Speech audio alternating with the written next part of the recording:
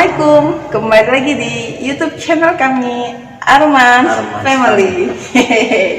Oke, di video kali ini kita akan ngelanjutin podcast yang kemarin ya, part keduanya. Oke, dengan bintang tamu yang masih sama, Papa Arif.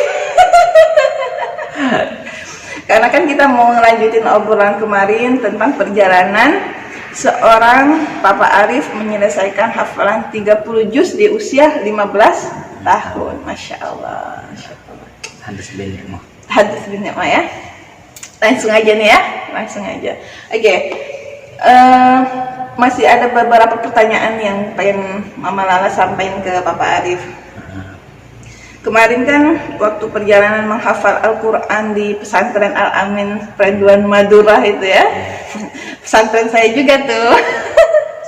Satu pesantren sama beliau, tapi kita nggak cinlok ya, dan nggak kenal, bener nggak kenal. Ya, lanjut aja, langsung aja skip. Oke, Bapak Arif, waktu menghafal Al-Quran itu yang harus kita persiapkan itu apa sebelumnya menghafal Al-Quran? Apakah harus niat dulu, apa harus minta doa orang tua gitu? Yang pertama-tama harus kita persiapkan, baik dari mental, fisik, finansial. Oke. Mungkin itu lebih ke pertanyaan tentang apa yang perlu dipersiapkan sebelum kita mulai menghafal kali ya. Iya benar. Gitu ya. Jadi ada persiapan-persiapan yang sebenarnya nggak kalah penting sebelum kita memulai menghafal. Yang pertama, kita harus lurusin niat bahwa kita memang ngapal Al-Quran tuh bukan ingin dipuji, bukan ingin dihormati orang gitu kan, atau mungkin ingin dipanggil hafiz ya. Kita luruskan kembali niat kita bahwa kita ingin menghafal Al-Quran semata-mata karena lillahi ta'ala. Iya. Itu Niat yang lurus ya. Niat yang lurus, ikhlas lillahi ta'ala. Mengharapkan ridho Allah Subhanahu wa taala. Yang kedua, tentunya ini juga nggak kalah penting, jauhi maksiat.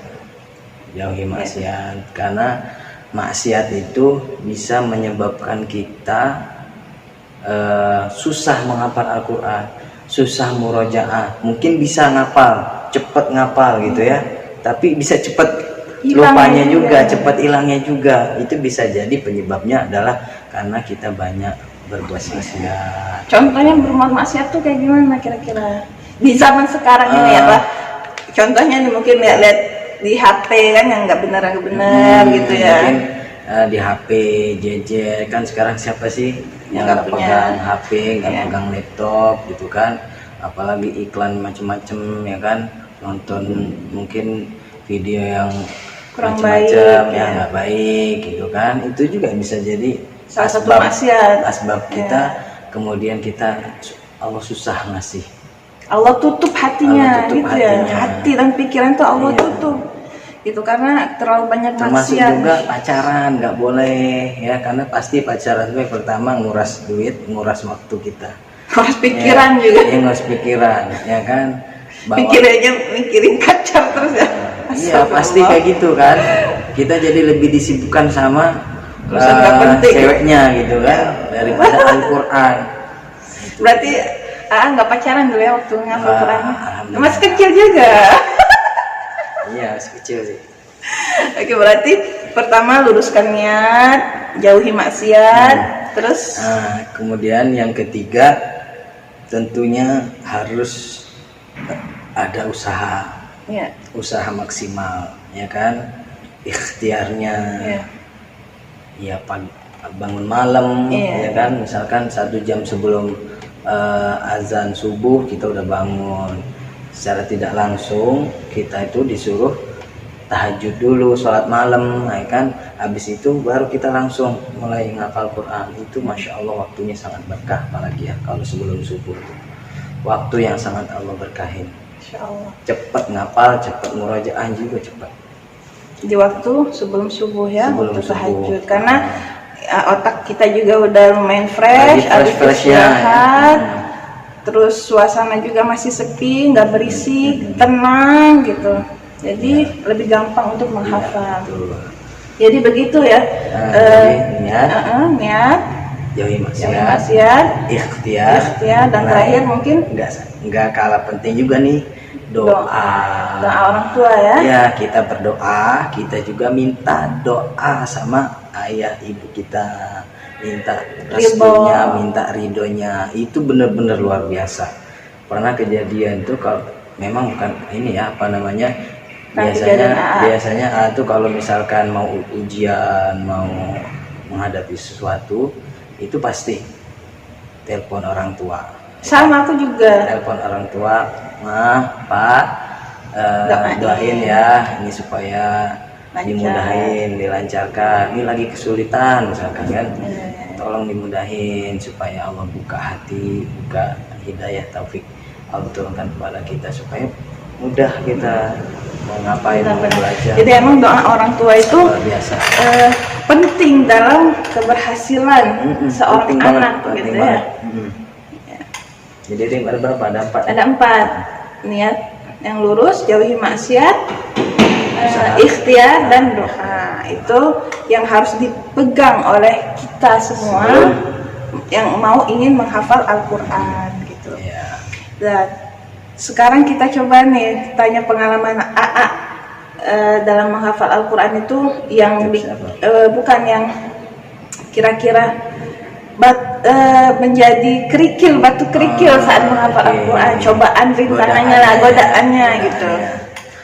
Oke, kalau godaan untuk para penghafal Quran mungkin secara umum semua orang ngalamin yang sama ya. Yang pertama, ngelawan males. Males ya. Apalagi ya, anak kecil seusia waktu itu lulusan SD masuk pesantren ya, mungkin pertama lebih cenderung rindu orang tua, rindu kampung halaman, kangen ya kan. Nah, kalau nangis tuh nangisnya ngumpet-ngumpet kalau laki-laki kan, kalau santri laki itu di kamar mandi ya. Kamar mandi ya. Terus keluar pura-pura harus mandi kan. Pengalaman. Jadi ketika kangen sama orang tua nangisnya ke kamar mandi ya. Iya. Tapi kita nggak usah nangis di depan orang, nggak usah curhat terlalu banyak ke orang, cukup udah nangis, udah selesai gitu kan, selesai urusan, kayak nggak ada masalah. Padahal mah rindu juga gitu kan. Itu sebenarnya semua santri begitu ya, pastilah kangen sama orang tua. Ya namanya kita abis SD dilepas kan, umur segitu ya wajar lah gitu kan. Nah itu yang pertama. Yang kedua itu malas melawan hawa nafsu kita, ego kita, ngantuk kita, itu kan. Seumur kecil gitu kan, pikirannya mau main gitu ya. Memang sering kejadian gitu, kita harus banyak memilih gitu kan. Mungkin di saat-saat dimana anak-anak sekarang ini ikut pramuka, waktu itu kan ada yang olahraga, silat ada ya? Kita ngaji, pencak silat ada, ya kan, segala macam program ada. Cuman kita harus memilih mana nih yang harus dikerjain gitu kan. Apakah tetap ngaji, apakah ikut eskul. Nah itu eskul. Ini termasuk santri yang muti ya? Ya bisa dibilang muti gitu kan. Muti tahu gak sih kalian netizen? Pasti anak Alamin tahu lah muti. Tok-toa tahu kan? Suka tok-toa nggak waktu ngaji? Yang jelas gitu ya, artinya ada saat dimana kita harus memilih mana yang prioritas. Boleh ngaji, boleh kita main olahraga. Aku paling suka sepak bola gitu kan. Ya, jadi pas mereka olahraga kita tetap ngaji. Ada saatnya juga kita memang olahraga, bukan berarti dilarang. Iya, di pesantren Al-Amin itu banyak kok eskulnya. Ada waktunya masing-masing. Waktu ngaji ya ngaji ya, waktu olahraga ya olahraga. Mungkin mereka yang waktunya olahraga tetap mau ngaji, ya mungkin seperti AA. Enggak sih, apa namanya? Karena dulu waktu dari kelas 1 sudah masuk kasus. di bawah bimbingan langsung Al-Mukarram Al-Ustaz Abdul Wazaini. Beliau ini Masya Allah hafiz dan juga seorang qari. Punya sanad juga, beliau lulusan alumni Madinah juga. Ya, beliau juga guru kami. Ya. Suami istri guru kami. Semoga ilmunya bermanfaat sampai semuanya, sampai akhir hayat kita. Beliau pun diberkati kehidupannya. Oke, berarti itu ya halangan dan rintangannya males gitu ya, karena orang tua gitu. Ya udah mungkin itu aja kali ya. Apalagi yang mau ditanyain sih? Metode AA dalam menghafal Al-Quran itu apa? Yang paling sering dipakai? Paling sering dipakai. Sebenarnya kalau ketika proses kita menghafal, AA itu udah berbagai macam metode ya. Dicoba, ya kan? Sebenarnya nanti pada akhirnya kita akan menemukan formula kita sendiri, gitu. Yang jadi apa setelah kita tanya ke si A, B, C, kita coba ada yang cocok, ada yang nggak cocok. Nah, ada yang cocok kita ambil, yang nggak cocok kita nggak pakai. Jadi yang pertama pasti namanya, dan ini banyak dipakai, yaitu tikror. Tikror artinya mengulang-ulang. Jadi kita baca, ya kan? Nah, ini tips juga nih kan. Jadi untuk orang yang mau hafal Quran, itu Al-Qur'annya mushafnya khusus yang memang untuk menghafal Quran, untuk menghafal Quran, bukan yang ya, artinya yang standar internasional. Ya, mushaf Utsmani. Ya, cetakan Madinah. Banyak sih sekarang cetakan Indonesia juga kan. Nah, itu biasanya satu mukanya itu ada 15 baris, 15 baris ya. Satu jusnya ada 10 lembar. Nah, itu contoh ya, misalkan satu muka itu kan 15 baris. Nah, kita bagi 3 bagian. Ada 5 atas, 5 tengah, 5 bawah, akhir. Nah, kita di antara 3 itu kemudian kita tahsinin dulu bacaannya sebagus mungkin, sesering mungkin ya, sampai tidak mendapati kesalahan itu. Nah, baru diulang-ulang, ada yang 15 kali, 20 kali, tergantung ya, pokoknya sampai nggak ada mateng, nggak ada kesalahan. Baru dihafal satu, diulang lagi. Berarti cara menghafalnya itu yaitu dibaca berulang-ulang sambil memperbaiki bacaan, ya enggak? Berkali-kali itu sampai bahkan 10, 20 sampai 50 kali ya, gitu. Betul. Akhirnya kan lengket sendiri ya di memori kita kan. Iya, betul. Ya emang kami pribadi pun begitu, ketika menghafal Al-Quran tuh emang harus dibaca dulu berulang-ulang dibaca ya, bukan dihafal. Dibaca. Jadi contohnya nih, amma yatasaalun itu berulang-ulang ya enggak? Dengan dibaca, bukan langsung dihafal karena jangan dihafal. Jadi kaidahnya jangan sekali-kali memulai menghafal sebelum bacaan kita, tahsin kita betul. Tidak ada salah walaupun satu. Iya, benar-benar. Itu kaidahnya. Karena apa? Kalau kita mulai ngapal, langsung ngapal tanpa tahsin dulu, pasti itu hafalannya salah-salah. Kalau udah hafalannya salah-salah, nanti setorannya juga pasti salah-salah. Kalau udah salah dihafal susah diperbaiki.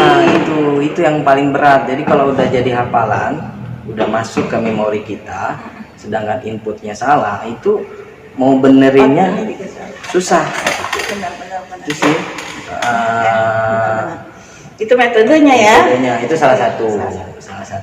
Dan dipraktekkan sampai ke murid-murid ya.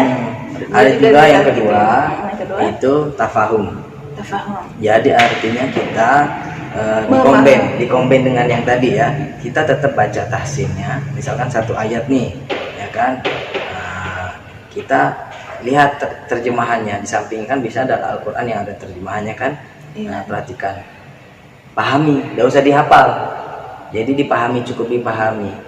Oh iya maksudnya ini, Oke, langsung kembali lagi ke ayat Al-Qurannya. Udah, Nanti kalau Itulah sudah, kenapa kita butuh memahami belajar bahasa Arab. ya itu penting juga untuk bahasa Itu Arab. membantu kita menghafal. Sangat membantu sekali karena banyak ayat-ayat Al-Quran itu kosakatanya banyak diulang, ya kan, banyak mufradat yang sering diulang. Nah kalau sudah kita tahu kosakatanya, tahu paham artinya, itu sebenarnya jadi bonus buat kita. Jadi nggak usah dihafal, hafal yang hafalin atau fokus ke yang mufradat baru, ayat baru, kalimat baru yang belum kita temui itu. Jadi dalam satu ayat itu bisa temukan ada ayat baru yang sudah kita hafal, ada yang belum kita tahu gitu kan, ada yang ayat-ayat yang memang sering diulang. Nah itu yang sering diulang, yang udah tahu kalimatnya ataupun paham maksudnya, itu jadi bonus buat kita. Itu mempercepat kita untuk menghafal. Berarti yang pertama itu tikrar, yang kedua tafahum. Ada satu lagi talqin. Nah ini talqin ini paling banyak dipakai untuk usia dini. Iya. Apa itu aslinya talqin itu? Talqin itu guru ya, ustadznya itu membacakan ya ayat yang mau dihafalkan. Jadi diperdengarkan ke murid-muridnya. Lalu kemudian muridnya mengikuti ya kalimat per kalimat hingga pada akhirnya bisa menyambung jadi satu ayat, jadi hafal. Nah ini biasa anak-anak kecil. Anak-anak kecil kan lebih mengutamakan pendengaran dia, ya itu. Ya, oke, berarti ada 3 metode ya. Yang pertama tikrar, tafahum dan talqin. Masya Allah. Semua ini sudah praktikan ya selama menghafal dan mengajarkan Al-Quran kepada murid-murid. Masya Allah, semoga semuanya itu menginspirasi ya untuk para netizen yang mau mulai menghafal Al-Quran ataupun yang sedang menghafal Al-Quran ataupun orang tua yang ingin anaknya menghafal Al-Quran. Semoga bisa menjadi inspirasi dari cerita ini AA menghafal Al-Quran. Ya, ini kita sharing. Tidak ada niat untuk sombong atau nunjukin ini saya mampu segala macam, enggak. Kita hanya mau berbagi aja karena kan sekarang ini lagi booming orang tua yang ingin anaknya menjadi hafiz Al-Quran ya. Nah, jadi siapa tahu bisa menjadi inspirasi gitu. Oh begini ternyata cara menghafal Al-Quran. Ternyata seorang Ustadz Arif ya, kata murid nih, kata AA. Seorang AA menghafal Al-Quran tuh banyak rintangannya, nggak mudah gitu. Jangan lihat sekarangnya ya, lihat proses menghafalnya begitu. Ya, mungkin itu aja ya video kita kali ini, dan mohon maaf kalau ada salah-salah kata. Semoga bermanfaat. Dadah.